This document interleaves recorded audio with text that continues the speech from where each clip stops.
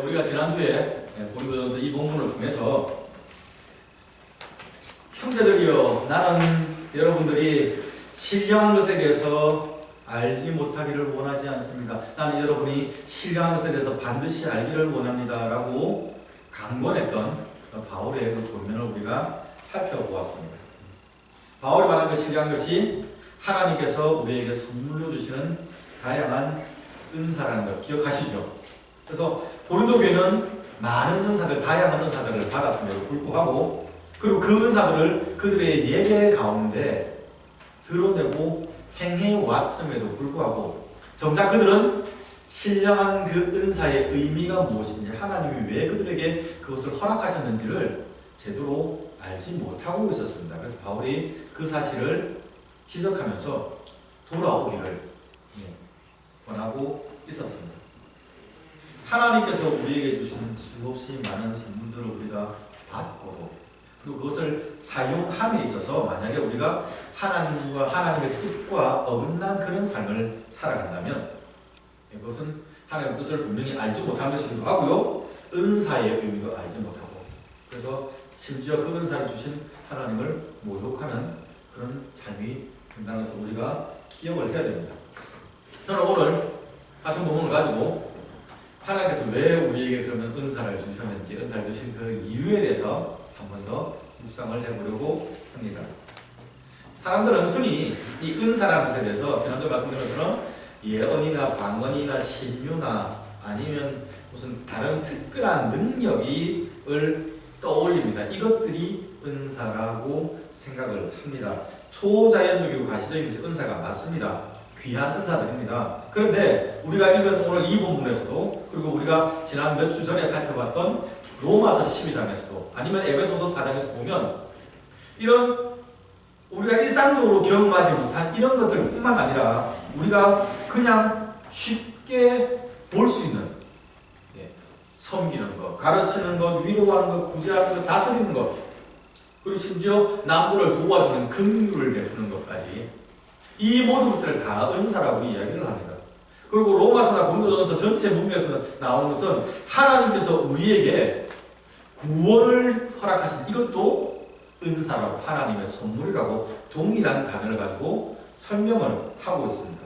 그러니까 은사의 개념이 굉장히 우리가 흔히 생각하는 것보다 상당히 넓다는 것을 우리가 기억을 하고 있어야 됩니다. 오늘 우리가 읽었던 4절부터 6절까지 이 내용은요, 특별히 은사가 가지고 있는 성격, 은사의 특징이 무엇인지를 자세히 잘 보여주고 있습니다. 우리 다시 한번 읽어볼까요? 4절부터 6절 말씀 우리 같이 한번 읽어보겠습니다. 4절입니다. 은사는 여러 가지나 성령은 같고 직분은 여러 가지나 주는 같으며 또 사역은 여러 가지나 모든 것을 모든 사람 가운데서 이루시는 하나님은 같으니 아멘. 아멘 합시다. 이건 아멘 해야 됩니다. 네. 여기서 우리가 알 수 있는 이 한 원리는 교회 안에서 성도님들이 받게 되는 은사가 직분이나 아니면 그분들이 행하는 그런 사역들이 하나님의 역사하심이 획일적이지 않다는 것입니다. 다 다를 수 있습니다. 물론 어떤 사람들 것이 중복되는 것이 있을 것입니다만 모든 사람들이 동일한 은사를 받지 않는다는 사실입니다.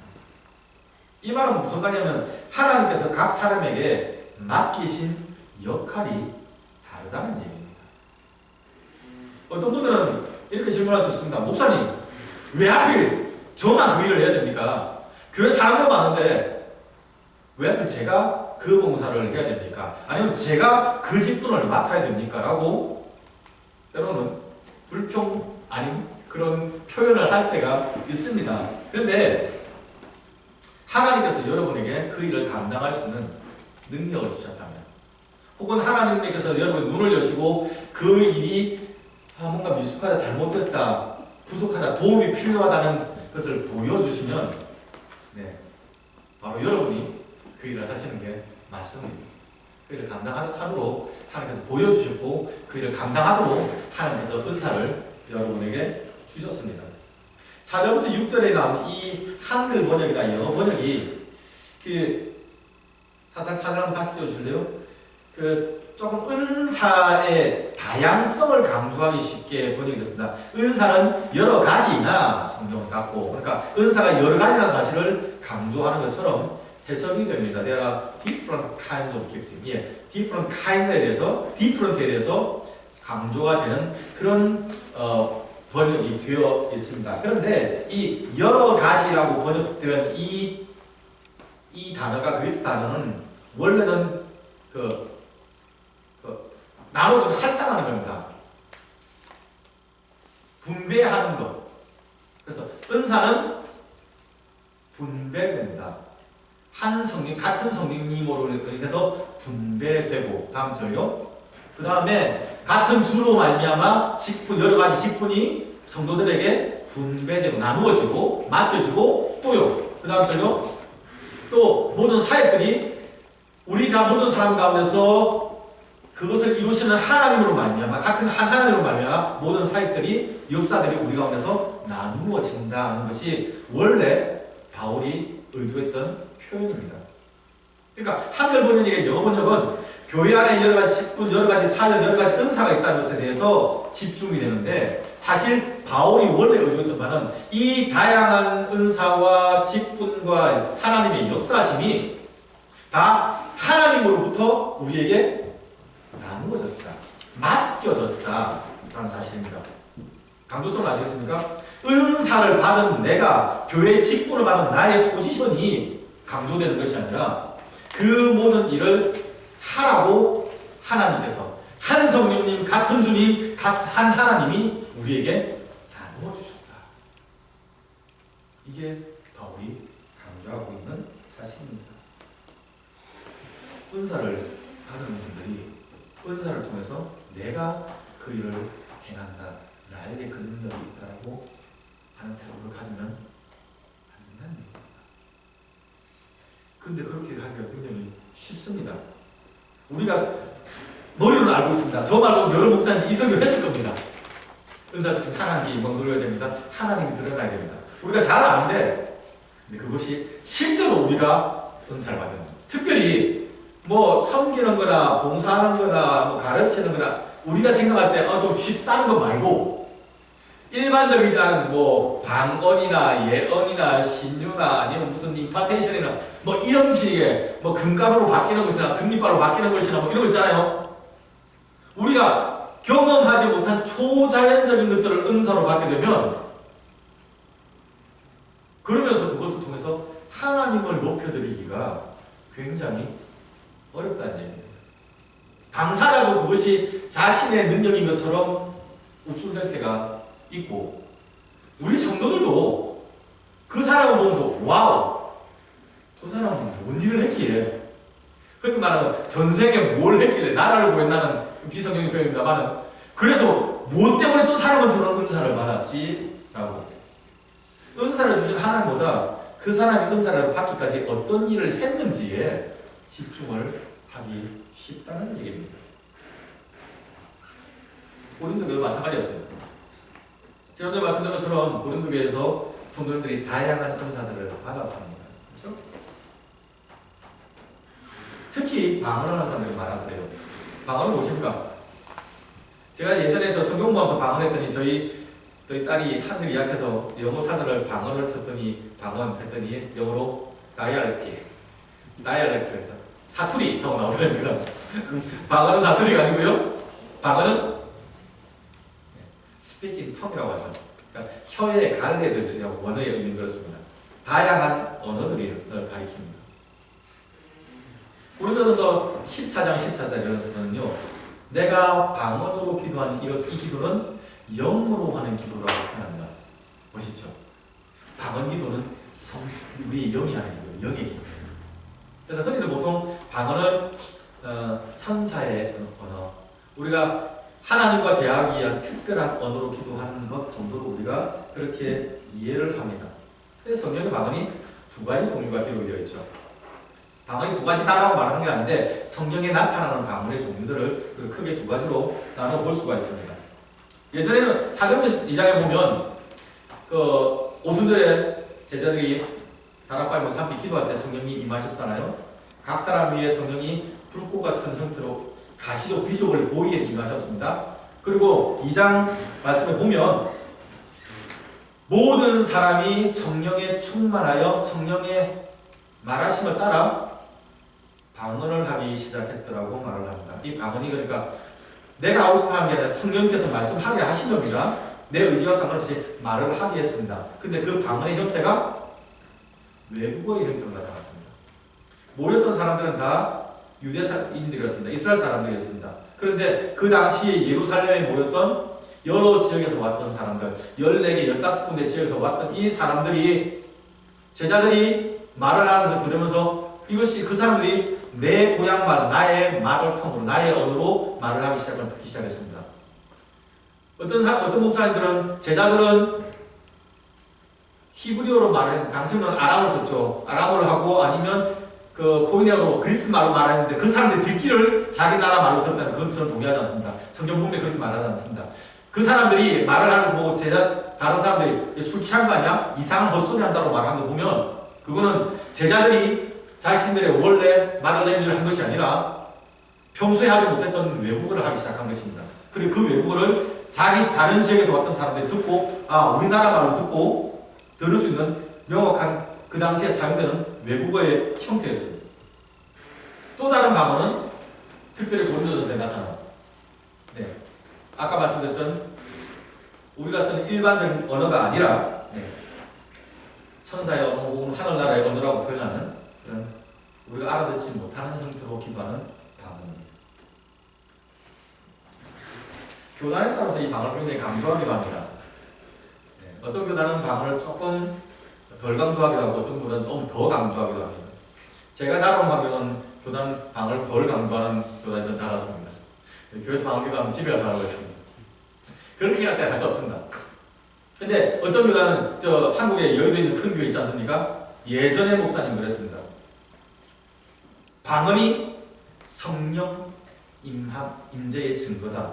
우리가 성령을 받았다면 그것이 증거로 나타나야 되는데 그것이 방언이어야 한다. 당신이 방언을 하지 못하면 당신은 성령을 받지 못했다라고까지 말씀을 하시면서 방언을 받기를 독려했습니다. 방언을 사모할 수 있도록 교회들을 권고했습니다. 그래서 교회들이 함께 더 많이 방언을 받기 위해서 많이 기도를 하기도 했었습니다.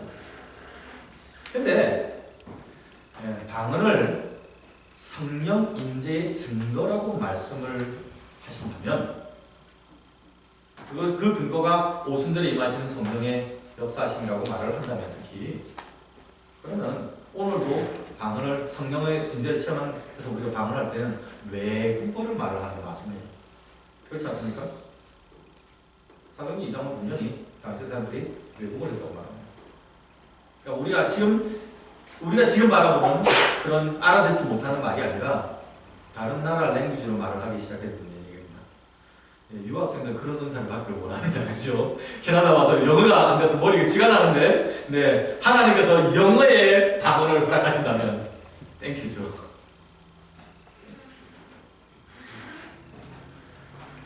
우리가 일단 고린도서 12장 3절에서는 누구든지 성령으로 아니하고는 누구든지 예수를 주시할 수 없다고 이야기합니다. 우리가 예수를 구주로 고백할 수 있는 것이 성령님이 우리 가운데 계시고 성령님이 그렇게 고백할 수 있도록 하셨다고 이야기합니다. 여러분 이 자리에 나와 있는 것이 여러분이 성령 받았음의 증거가 된다는 얘기입니다. 방언을 하고 안 하고가 성령 임재의 증거가 아니라 다시 말씀 제가 방언이 비성경적이라는 얘기를 합니다. 성경에 분명히 방언이 나타나 있습니다. 그리고 하나님께서 방언을 통해서 일을 하셨습니다. 성경이 기록된 하나님이 우리에게 허락하신 은사입니다. 우리가 사모해야 될 귀한 은사입니다. 근데 그것이 성령 임재의 증거라고 하기는 약간 성경적인 근거가 약하다고 보여진다는 얘기입니다. 방언함으로서 유익이 많습니다. 무엇보다 하나님과 깊은 교제가 되다가 1시간, 2시간, 3시간 끊임없이 하나님과 같이 기도할 수 있습니다. 딴 생각하지 않고 바울의 고백처럼 영으로 하나님께 기도하며 나아갈 수 있으니 굉장히 좋은 겁니다. 기도하면서 분명히 또 어떤 분들은 방언하시면서 내가 무슨 기도를 하는지 모르는 분도 계시고요. 방언하면서 내가 무슨 기도를 하는지 아는 분도 계십니다. 그래서 방언과 통역의 은사를 같이 받으신 분들은 한 줄 방언하고 한 줄 통역을 하는 그런 일도 저도 봤습니다. 근데 기도하면서 우리가 특별히 하나님의 마음을 알게 되니까 다른 분들을 위해서 기도하는 마음, 그리고 다른 분들을 섬길 수 있는 그런 동력들을 얻게 되는 좋은 유익들이 있습니다. 그래서 사람들이 자꾸 방언을 사모합니다. 방언을 배우러 나갑니다. 방언 학교라는 것도 있고요. 방언을 막 연습을 하기 시작을 합니다. 제가 아는 어떤 분은 자신은 방언을 하는 기도를 하는데 방언을 받기 위해서 6개월 동안 딱 그 기도 하나 놓고 기도했답니다. 하나님 방언하게 해주세요. 하나님 방언하게 해주세요. 어떤 데는 할렐루야를 수천 번 하면 방언이 된답니다. 할렐루야 할렐루야 할렐루야 하다 보면 혀가 꼬여서 방언이 터진답니다.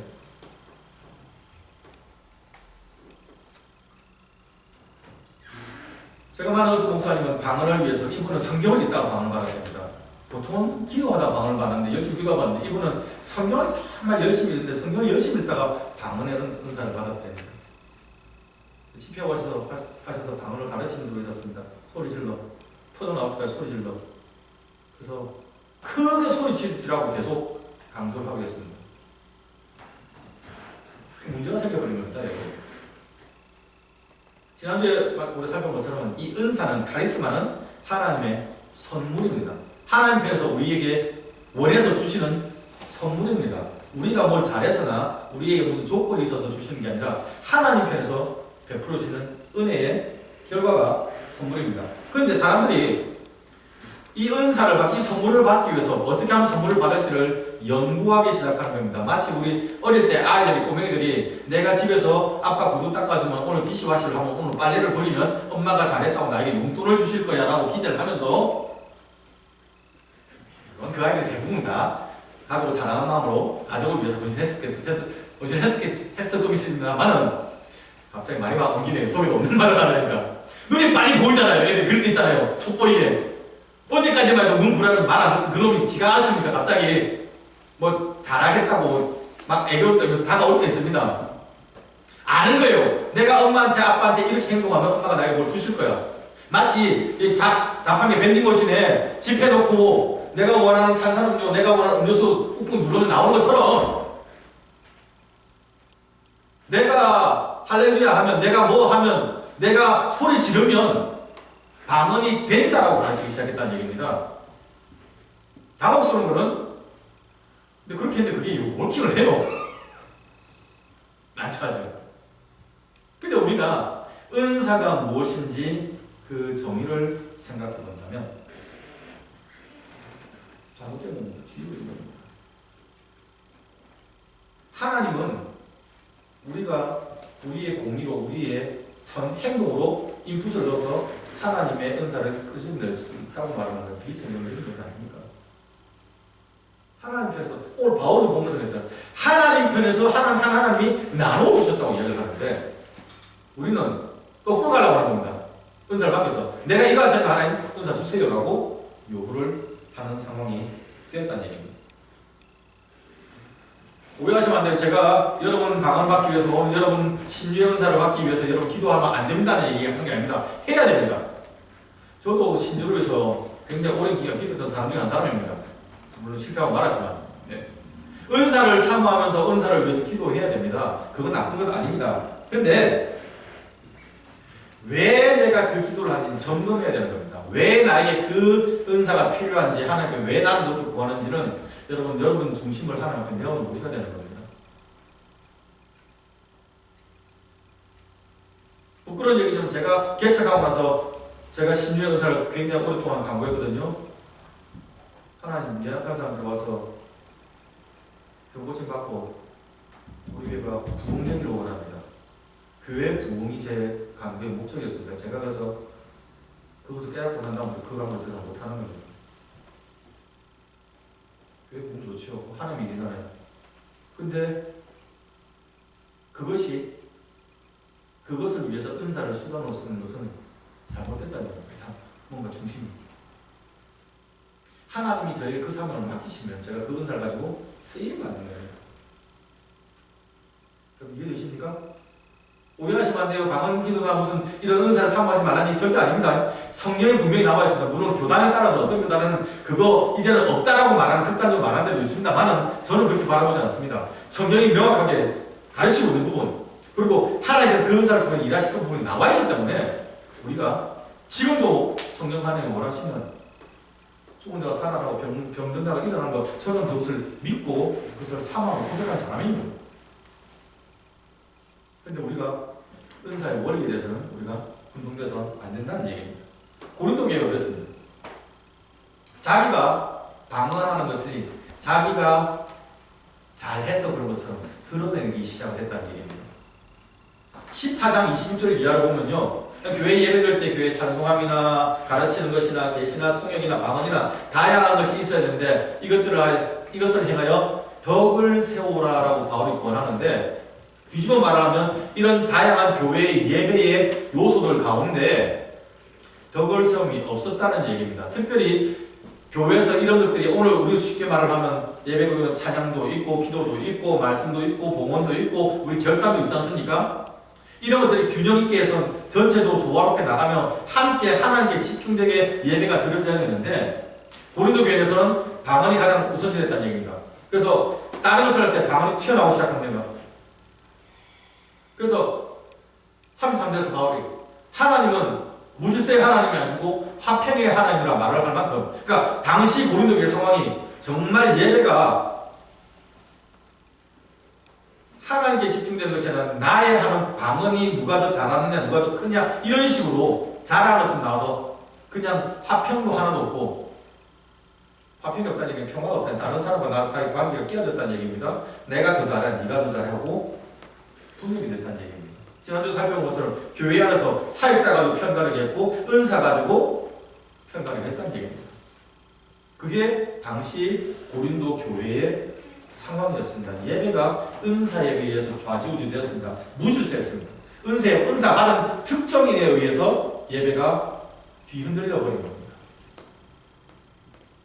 하나님이 드러난 것이 아니라, 하나님이 영광받는 것이 아니라 은사 받은 그 사람이 드러나는 상황이 고린도 교회에 빈번하게 일어났다는 것입니다.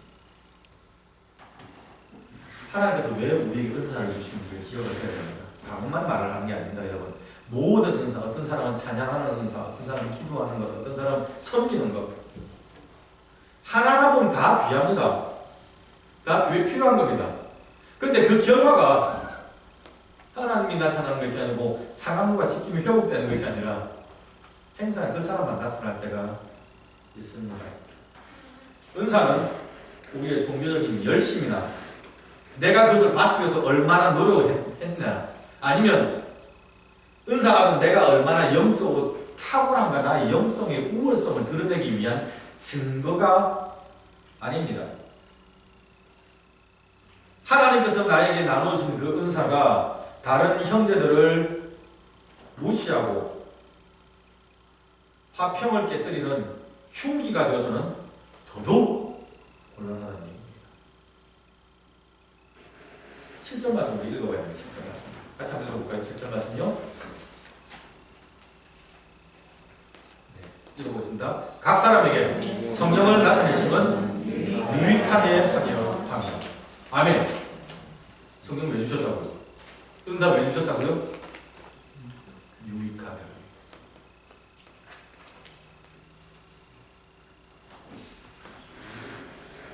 문법적으로 보면 저게 각 은사들이 된 이야기이기 때문에 각 그 유익이 은사를 받은 각 사람에게도 해당이 됩니다만은, 이 전체 문맥을 바라보면 바울은 지금 현재 은사가 한 사람에 대한 얘기를 하는 것이 아니라 고린도 교회 전체를 얘기를 하거든요.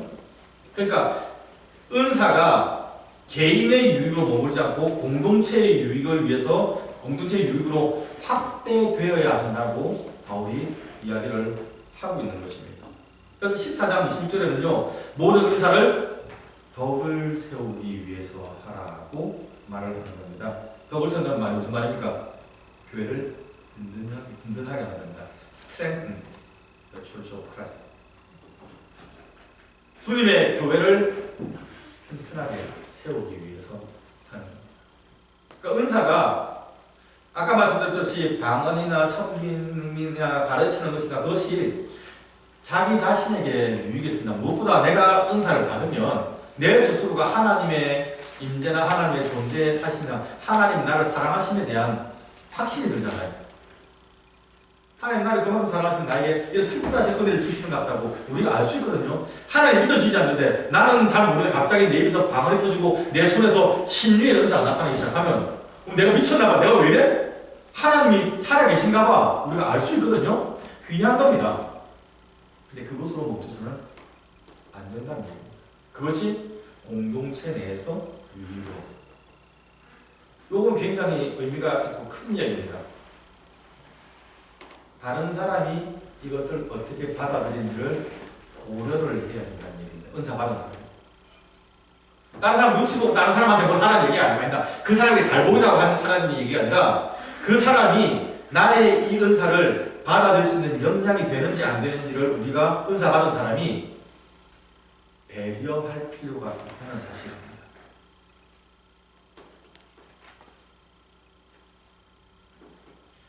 은사는 다 귀합니다. 근데 그것을 상대방이 이해를 못할 때는 우리가 어떤 때는 잠시 기다려줄 필요가 있다는 얘기입니다. 덕을 세운다는 얘기입니다. 여러분의 헌신과 여러분의 섬김이 귀합니다. 여러분의 방법이 맞을 때도 있습니다. 그런데 그것이 다른 사람이 이해를 못하면 바보가 그걸 왜 몰라 하고 속에서 불끈불끈 올라오지만 그게 아니고 기다려줍니다. 주님께서 우리를 용납하셨던 것처럼 이 사람이 받아들일 수 있도록 기다려주는 그것도 필요하다는 얘기입니다. 덕을 세운다는 얘기입니다. 굉장히 크죠. 우리가 생각보다 고려할 게 많아졌습니다. 지난번에 살펴본 것처럼 하나님께서 은사 주시고 직분 주시고 역사하시는 것은 어떻게 해요? 성도를 온전케 하여 함께 봉사일을 하려면 함께 성장시켜 나가는 겁니다. 그리고 그리스도의 교회를 세워가기 위함이라고 성경은 명확하게 은사 주신 이유를 설명합니다. 제가 좀 여담입니다만 제가 그래서 굉장히 조심스럽게 말하는 겁니다. 우리가 은사를 받으셨던 분들 가운데서 조심해야 됩니다. 한 번만 더 강조드립니다. 많이 봐왔어요. 교회에서 특별하게 신비 은사 있으신 분, 그 다음에 방언의 은사 있으신 분, 예언하시는 분들, 그 임파테이션이라고 요즘 제가 썼는데 저 이렇게 전가하는 거. 밴쿠버에서 지난 10년 전에 한번 공식적으로 한번 크게 이게 붐이 일어났고요. 한국교회에서 한 20-30년 전부터 그게 있었습니다. 신사도 운동하는 교회를 중심으로 해가지고 나타나는데 보수교단에서 그들을 이단으로 이미 정죄를 하고 판결을 내렸습니다. 성령님이 임하시면 쓰러질 수 있습니다. 저는 그거 부인하지 않습니다. 근데 그런 사역하시는 분, 임파테이션이라는 게 그겁니다. 내 성령의 능력을 전가시켜주는 겁니다. 조심해야 됩니다. 자칫하면 내 손에서 하나님의 영이 나가는 것처럼 행동하기 쉽다는 얘기입니다. 저나 여러분 가운데 어느 누구라도 성령님이 임하시는데 멀쩡히 서 있을 사람 없습니다. 쓰러질 겁니다. 성령님이 보여주시는데 우리가 맨정신에 이렇게 해서 눈물을 흘릴 수밖에 없습니다. 이 사회에서는 두려워할 수밖에 없습니다. 그거 나타날 수 있습니다. 근데 그것을 잘못하면 내가 하는 것처럼 행동할 수 있다는 얘기입니다. 한국에 예전에 굉장히 유명한 부동원이 있었습니다. 경기도에. 거기만 가서 기도하면 다들 방언의 은사를 받았더래요. 걔도 방언한다고 말할 정도로 방언을 다들 받았더래요. 그 교회 그 기도 원장 목사님이 그러셨어요. 방언도 못하는 것들이, 개만도 못하는 것들이 그 심하게 욕했습니다. 쌍욕했습니다. 그분의 영성이 저보다 나을 겁니다. 하나님께서 그분이 필요하니까 방언의 은사 주셨을 겁니다. 근데 다른 사람들에게 방언을 못하는 개 이렇게 나와버리면 자기가 방언 주는 것처럼 행동하는 거잖아요. 잘못하는 겁니다. 다시 말씀드리면 그분의 영성을 제가 폄하하는 것 아닙니다. 폄훼하는 것 아닙니다. 성경의 원리는 근데 우리가 잡지 않으면 우리가 넘어집니다. 박태선 전도관이나 옛날에 한국에 있는 수많은 이단에 계셨던 분들이 원래 보수신학 하셨던 분들입니다. 그분들이 왜 사이비가 됐습니까? 그분들 은사 받았습니다. 신유가 나타났습니다. 근데 그것이 자기 능력인 것처럼 굴기 시작한 겁니다. 방자해진 겁니다. 하나님께서 떠나가는 상황이 된 겁니다. 우리가 다 은사를 받았어요. 목사님 어떤 은사가 뭔지 모르겠는데요. 찾아봅시다. 하나님께서 우리 각 사람에게 감당할 수 있도록 각 사람의 그리스도의 뜻을 따라서 에베소 표현대로 주님의 뜻대로 각 사람의 은사를 나눠주셨다고 말씀하고 있잖아요. 은사를 찾아가야 됩니다. 그것을 가지고 우리가 어떻게 쓸지를 우리가 고민해야 됩니다. 한 가지 원리를 여러분 기억했으면 좋겠습니다. 저는 누가복음 12장에 있는 제가 지난번에 말씀드렸을 겁니다. 주님의 그 말씀을 저는 굉장히 무섭게 무겁게 받아들입니다. 많이 맡은 자에게 많이 달라 하시겠답니다. 많이 받은 자에게 많은 아웃컴을 주님이 원하신답니다. 주께서 많이 맡긴 자에게 너는 더 많아서 갖고 와야 된다고 주님께서 누가복음 12장에서 말씀하셨습니다.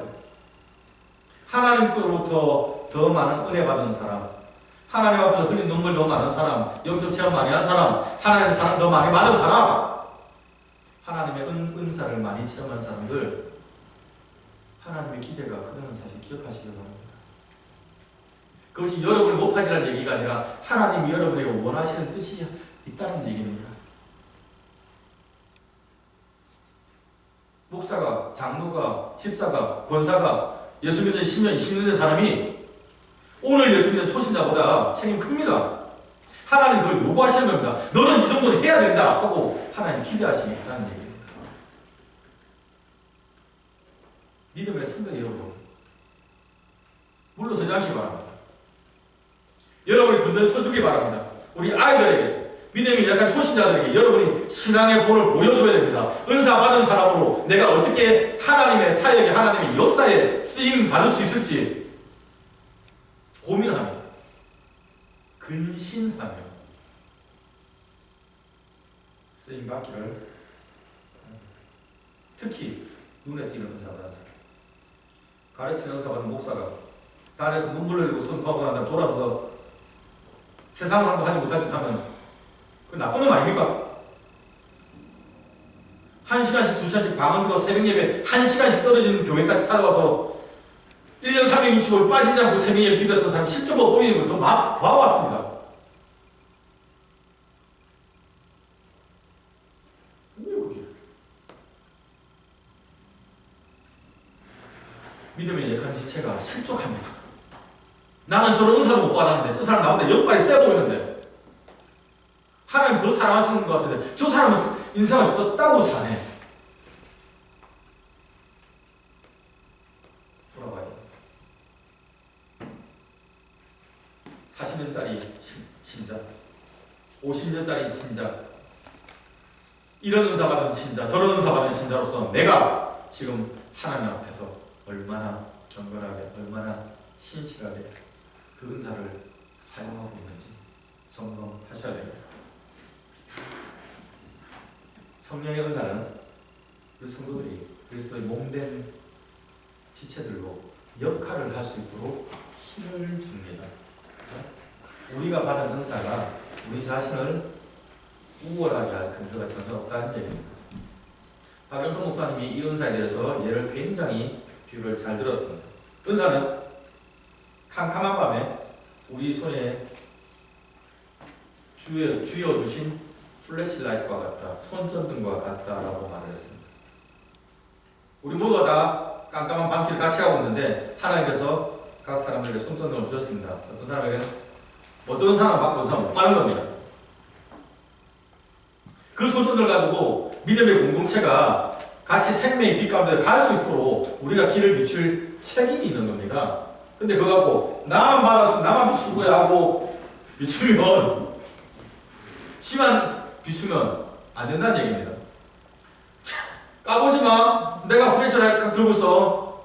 나한테 잘못 보이면 이거 안 비춘다. 여러분 너무 애기 같지 않습니까?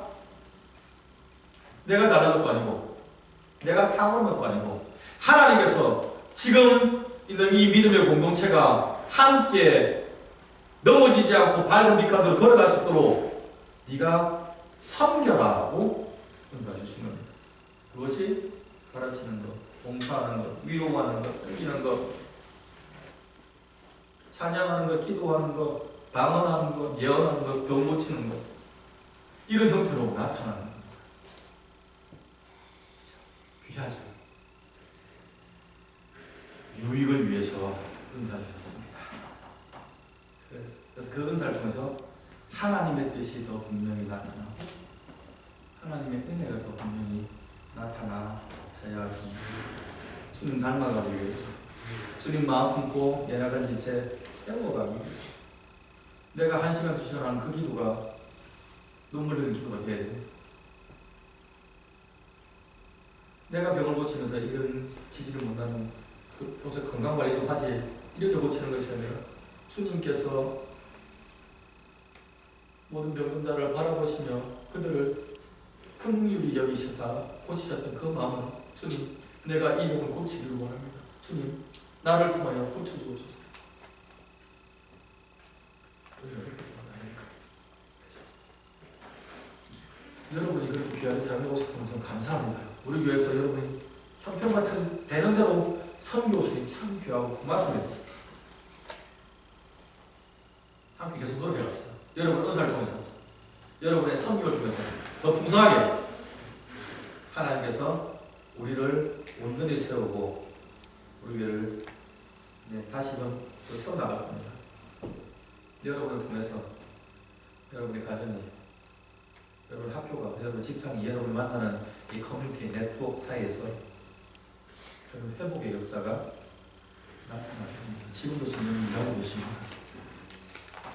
그리고 지금도 감당할 수 있도록 우리에게 은사를 주십니다. 귀하게 사용하시고 감사하고 사용하시고 그것을 통해서 하나님을 바라고 여러분 되시기를 축원합니다. 기도합시다. 감사합니다. 저희를 사랑하신 사, 그리고 저희를 충성되게 여기신